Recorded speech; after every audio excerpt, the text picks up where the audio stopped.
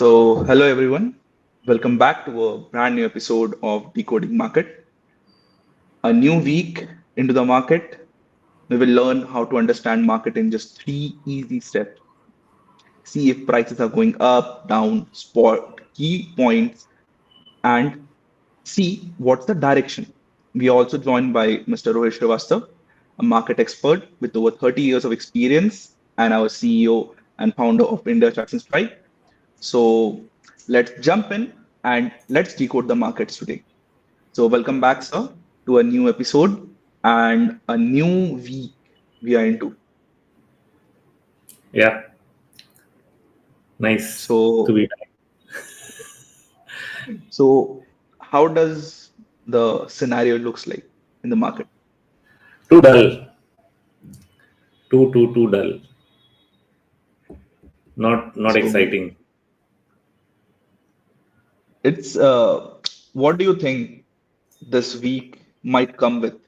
Will it come with some great closing or midweek masala, something like that? Is it gonna come? Hmm. I so we are at a tricky spot. You see, we didn't cross 25,200 last week, which leaves us open to some near-term downside. The question is how much. That is slightly hard to judge. It could be small, it could be big. There are a lot of events ahead that can dictate how that happens. Today's bump up is driven more by US related news flow on the potential that rate cuts will start happening from September. But all this also comes after a lot of deterioration in data in the US, which is already showing some kind of a slowdown and rising unemployment, etc. It's tricky whether one rate cut can do the job, but surely multiple rate cuts can. And till we get to the point that it makes a difference, we could see some volatility in markets, and we should be prepared. September is not exactly a straight month. We are in the last week of August still, but as we get closer to September, it's pretty much open to going both ways. So let's see. This week we also have a holiday, and when you have holidays, also market volatility often dies down. People try not to take too much position around holidays, either due to events or due to time value where options are concerned. So no great expectations for the week, but there is a slight downside bias near term, unless we get past 25,200. I mean, that's the upper side. So this brings me to the first question of today's episode, sir. Like we always talk about the psychology of a trader. We always talk about trends and pattern recognition. So what role does trader psychology play in the success of pattern recognition? And how do you advise traders to avoid common cognitive bias during decision making? So it's a very long process of learning to get over your biases, but has to do a lot with self-awareness. We can't really pin it down to do this or do that. But you can become aware of the biases. If people go to the India Charts YouTube channel, there's a section I've created on behavioral finance. There are lots of short videos. There are a couple of long videos depending on how you want to grasp the concept of behavioral finance. There are around 7-8 biases that it actually speaks about. So I can quickly just direct people to that place. But going through that, you get an idea of what the biases are. But the real understanding of biases only happens when you actually experience it in the market. Sometimes we think that we can control ourselves emotionally when we are in a certain situation.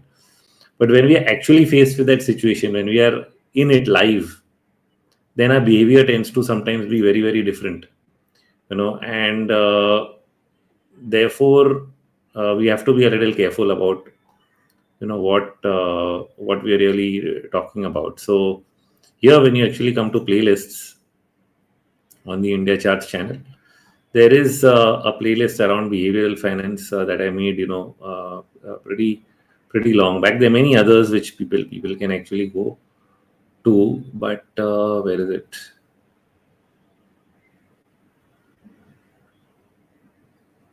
Here, Yeah. right? So this is an entire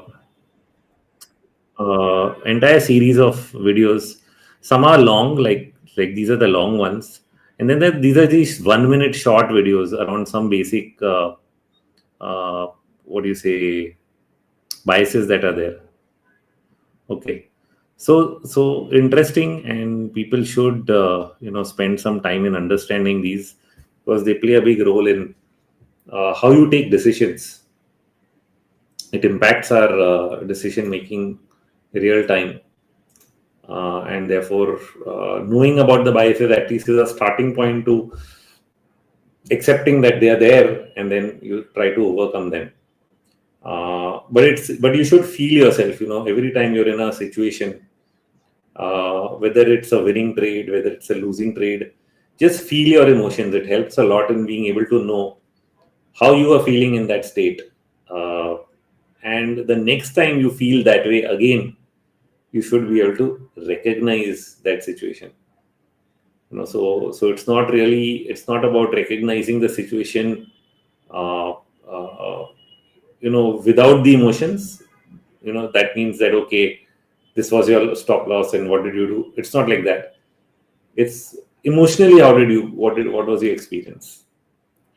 So if you experience pain on something, or you experience anger on something, you should be able to relate with that emotion. And if that same emotion shows up in future, you should be able to judge that, yeah, this emotion means that I'm doing something wrong. So This it's a, it's, has it's a little higher level than, yeah, it's not just ground level understanding of your situation, but a higher level understanding of your situation that really helps you get over these biases. got it. So,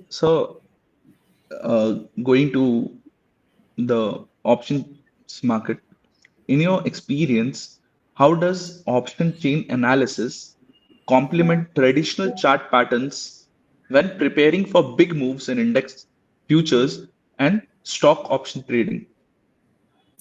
See, I'll be truthful. I actually never look at the option chain. For some time, I used to, Mhm. but not anymore. It just gives you. But there are a couple of things a lot people study, which I can highlight. The most simple is to know where the resistance and support is, and that has to do with where is all the call and put writing. Okay. So ideally, you don't want to buy calls and puts outside of that range. So one way of doing that is, of course, knowing the delta. So if the delta is very low, you're buying two out of the money and don't do it. Okay. The other way is to know that, okay, if market is at 24,800 and the maximum call open interest is in 25,100, then ideally you shouldn't be buying a call at or above 25,100, because there's a good chance that it will get resisted over there. So probably 25,000 makes more sense, you know, and taking that fight. Now, of course, the opposite of that is when the trend is strong and it breaks out. 25,100 call writers will be forced to cover their calls also, especially the guys who sold it, right? They'll be forced to cover, and there'll be a short covering bump up. So the second thing people watch for is where is the unwinding happening. Now, there's an interesting way to track this on Strike that Jay really incorporated. You can actually see where the unwinding is happening based on the strikes. If you go to the options module in Strike, okay, and then you go to, sorry, Strike Y Insights. Okay, you can not only see where the highest, which particular strike the highest open interest is in for each of the stocks. Okay, and you can actually choose a particular, if you are searching for a particular stock, like say Canara Bank, you can just type CAN and it will show up in front of you. And you can know Canara Bank has maximum open interest in this call and maximum open interest in this put, 115 and 100. Current market price is 108. So this is the band. The stock is going to trade within 100 and 110, 100 and 115. But when it breaks out of this range is when the big move happens. And that also, when it breaks out, you must also get something known as short covering, which is unwinding of the position. So you have to watch whether this open interest is changing or not by much. So if the open interest doesn't change and prices go above 115, they go to 117, 18, and you find open interest is not changing, that means the people who actually written the call options over there are not scared, and they are confident that the prices will not remain above 115 and come down, and therefore you shouldn't expect the breakout to work. Okay, but if it did cross 115 and this open interest started to reduce significantly, like by half or something, or 40% or something, then it means that the shorts are getting covered and you are likely to get a sustainable move above 115. So this is one way that you need to study, and we've created the tool in Strike itself for you to be able to track within the option change where the maximum open interest is and whether it's changing rapidly, so that you can actually take a call on whether it's a sustainable move or not. Got so. It's somewhere like we have to test it, and if that crosses that limit, like if we set a boundary about it, resistance level, and if it just breaks the resistance level, then it's a ongoing good move. Yeah. So this leads me to the last question for today's session for me. Can you explain the importance of setting realistic expectations in trading and how unrealistic goals can affect a trader's psychology and his or her performance?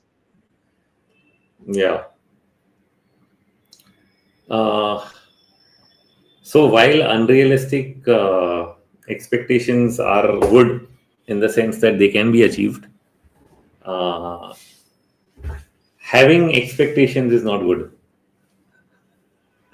The only expectation you should have, so to give you an example, like if you start with an expectation, I have to make 1 crore rupees, or you start with an expectation that I lost so much last month, I have to recover that from the market, then most likely it's not going to work. Okay, because your objective is financial. It's not Right. being right. Your objective really needs to be being right on the market more often than being wrong, and having a process to execute it every day. And if you have to be laser focused on executing that process over and over again, even when you're wrong, because when we say you're going to be right more often than wrong, it means that you'll be right, say 60-65% of the time, and you'll be wrong 30-35% of the time.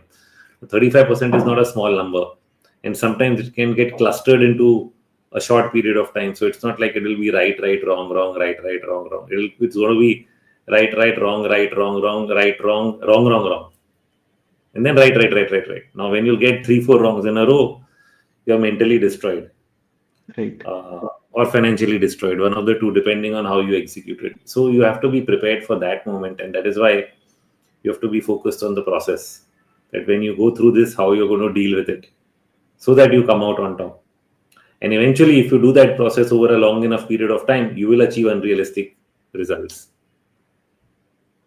Okay, so the unrealistic results are an end game, but you cannot start with that result, because then you'll be too focused on that number. Then you won't make, you'll lose more than you'll make. Entire focus instead of getting into the market will be getting out of the market with the money.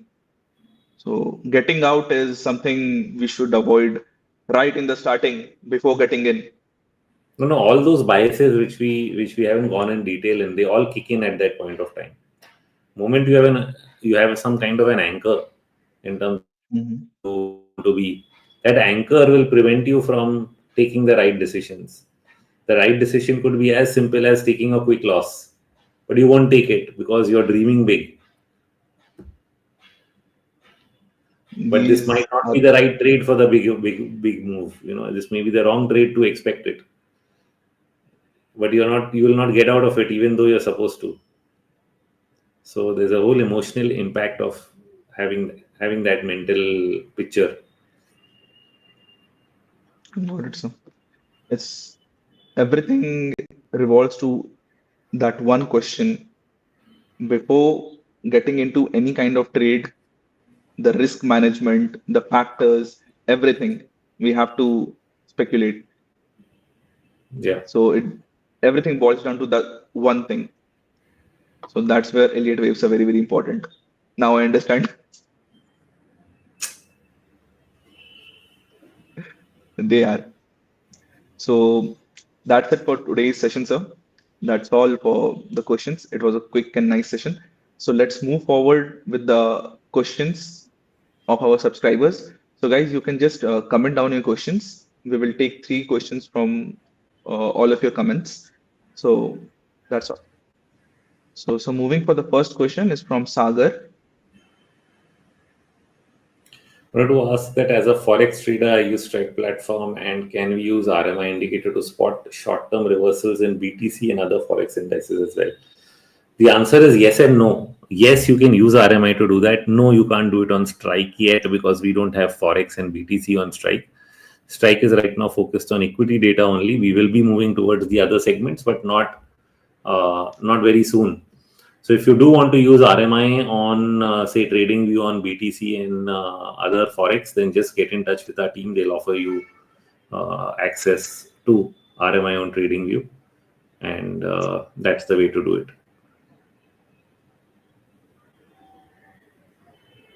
So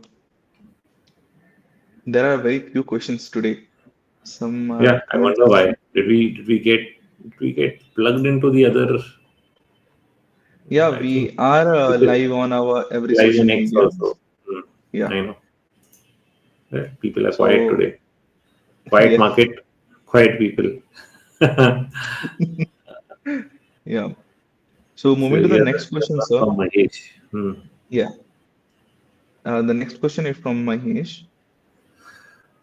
What is your view on defense sector with a lot of announcements recently? Do you see the future? So defense has been hot, and usually in a bull market, if the bull market goes on, the sector that drove the bull market also continues to go on. So I don't think the bull market in defense is over anytime soon. Uh, Still might have some legs. The momentum, the order books, everything are still there. Valuations were high. There was a correction, and then again they've moved up. It's more about growth. So as long as the growth momentum remains, I think the sector continues to do well.